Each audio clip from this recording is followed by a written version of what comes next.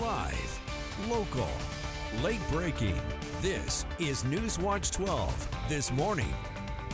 Good morning. The time is 6 o'clock on June 30th. Welcome to NewsWatch 12 this morning. I'm Carlos Marietta. We first want to turn over to Storm Tracker 12 meteorologist Sarah Kress for a look at our Monday. And Sarah, I was hot, very hot this last weekend, and I know you were too as well. But can we expect a lot of that as we're heading into this week? Yes, Monday today is definitely going to be the hottest day of this week. But we are tracking storms today as well. Looking out this morning, it's a bit more comfortable for us right now. We're at 66 into Medford, 57 over to Klamath Falls, Gold Beach, 55 degrees.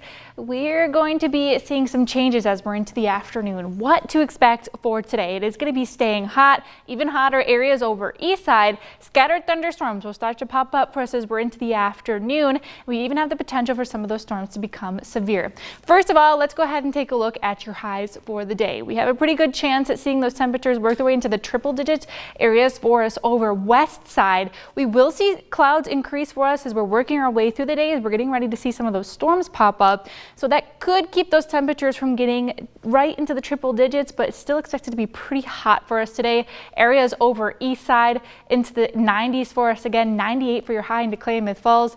But here's the big story of the day. We're tracking out those thunderstorm chances. Most of the region is into that marginal risk. That's that dark green area here. What that means is that some of these storms could be strong or even severe. Those gusts up to about 60 miles per hour. Plus, we'll see abundant lightning, even hail into about an inch in diameter. What that does mean as well is we'll be tracking the possibility for those fire starts. Now, we'll be keeping a close eye on this for the next couple of days because we'll see even more of those storm chances into tomorrow for us and even some few days later this week. But back to today, though, we do have that red flag warning in place from 2 p.m. until 8 p.m. today into Siskiyou County. But I'll go into a bit more details about this red flag warning and what we can expect throughout the rest of the day coming up in your next forecast. And as of today, Coos, Curry, and Douglas counties have increased the fire danger level to moderate. According to the Coos Forest Protective Association, campfires and other open fires are only allowed at designated areas. Mowing, the use of non-industrial power saw, and any other spark-emitting internal combustion engine is only allowed before 1 p.m. and after 8 p.m. All other public fire restrictions will remain in effect. And over the weekend, a fire in Klamath County prompted multiple evacuations near Bonanza, but all evacuations have been lifted as of this morning. Fire crews were able to stop forward progress of the fire, which is currently holding at 30.26 acres. The fire was first reported Saturday evening, with all evacuations dropped yesterday. Crews will ensure the fire stays contained this morning as mop-up operations continue. And also over the weekend, the Applegate Fire District say they responded to a report of an explosion that resulted in a grass fire. And after investigating, crews found that there was an incident with a transformer on a property off Lomas Road. This caused sparks and resulted in the grass fire. Crews were able to respond quickly and put that fire out, and Pacific Power is now investigating the cause of the incident regarding their equipment. And a small vegetation fire in downtown Medford Friday afternoon could have turned much worse.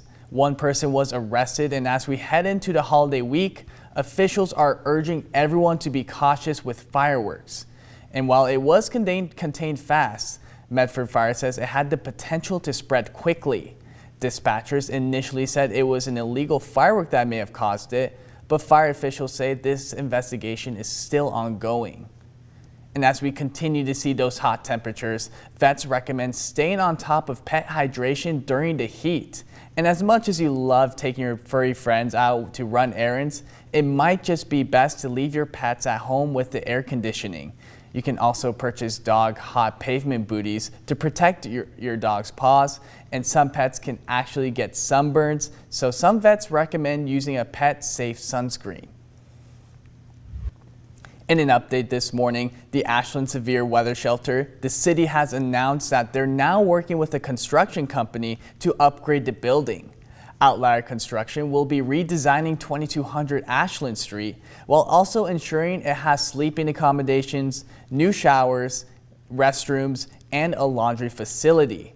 This project will bring the building up to code, allowing the city to have the shelter open for more than 90 days out of the year.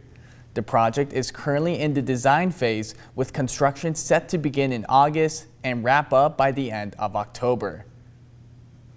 And right now, safety in our waterways is even more important, as a 19-year-old teen drowned at a swimming area outside Ashland. The Jackson County Sheriff's Office says the teen fell from a cliff at the edge of the Rock Quarry Reservoir just outside Ashland. He went under and never resurfaced. Search and rescue teams recovered his body after some time, and his name has not been released, but officials say the family has been notified. And be sure to be cautious of entering Bear Creek, as several parts of the watershed have higher bacteria levels in areas including Ashland, Phoenix, Central Point, and Jacksonville. Routine water tests have indicated the water exceeds state bacteria standards for recreation. Residents are encouraged to avoid the water and do their part in keeping the water clean. For more details on how to keep yourself and your pets safe, head to kdrv.com. And new this morning, California is taking steps to make sure customers can feel safe about the contents of their drink, and starting next month, all bars and nightclubs in the state will be required to provide lids to any customer who asks for one. The new law is meant to combat drink spiking. The law applies to businesses with a Type 48 license, which includes venues that serve alcohol but not food. Some bar owners are warning that this could mean an increase in prices. The reality is I'm scared, constantly about watching my drink. Safety is the most important thing for us, because if you don't feel safe somewhere, you're not going to go there. The law also requires for establishments to have safety notices informing people about the lids and the drinking test kits. And moving to the school watch, 4 goats are helping the Phoenix Talent School District clear weeds, brush, and blackberry bushes. Mia, Tia, Coffee, and Mocha are the 4 who are making school grounds more fire resilient. Phoenix High School's agricultural science teacher and some of her students are helping in the project to improve the grounds without the use of pesticides or lawnmowers. And the boxing gym in Wairika is teaching elementary students self-defense and giving them a new activity. Virgin Athletics Boxing has been offering boxing classes to students from Granada Elementary. The Siskiyou County Sheriff's Office joined them to share how the sport can be a life skill that's both used personally and professionally. The Sheriff's Office said it's not about punches in the ring, it's the lessons they carry with them every day.